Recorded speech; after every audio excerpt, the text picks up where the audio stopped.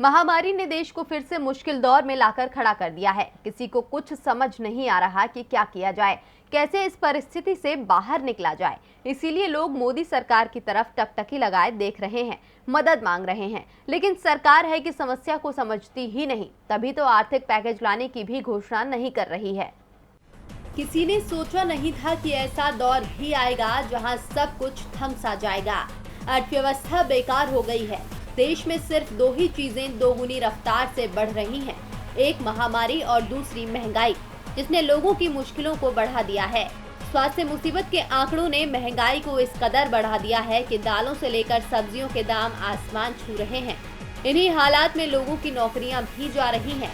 इसीलिए सरकार से आर्थिक पैकेज की मांग की जा रही है। लेकिन लोगों की उम्मीदों को तोड़ते हुए अभी सरकार आर्थिक राहत पर विचार ही नहीं कर रही है।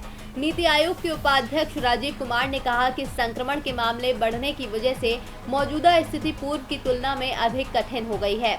उन्होंने कहा कि भारत इस महामारी को हराने के करीब था, लेकिन ब्रिटेन और अन्य देशों से वायरस के नए प्रकार की वजह से स्थिति अब काफी मुश्किल हो गई है। इससे सेवा जैसे कुछ क्षेत्रों पर सीधा असर पड़ेगा। दूसरी लहर से आर्थिक वातावरण को लेकर भी अनिश्चितता पैदा होगी, जिसका आर्थिक गतिविधियों पर अप्रत्यक्ष प्रभाव पड़ेगा। लेकिन इस दौर में सरकार अभी आर्थिक पैकेज पर विचार नहीं कर रही है। उन्होंने कहा कि वित्त मंत्रालय दूसरी लहर के प्रत्यक्ष और अप्रत्यक्ष प्रभाव का आकलन कर रहा है। उसके बाद ही पता चल पाएगा कि कितना और किस तरह से आर्थिक पैकेज दिया जाएगा। नीति आयोग के उपाध्यक्ष के बयान से साफ है कि सरकार स्थितियां खराब होने का और इंतजार कर रही है। लेकिन अब अगर सरकार ने हालात को काबू करने में जरा भी देर कर दी तो आर्थिक पैकेज का भी फायदा नहीं होगा।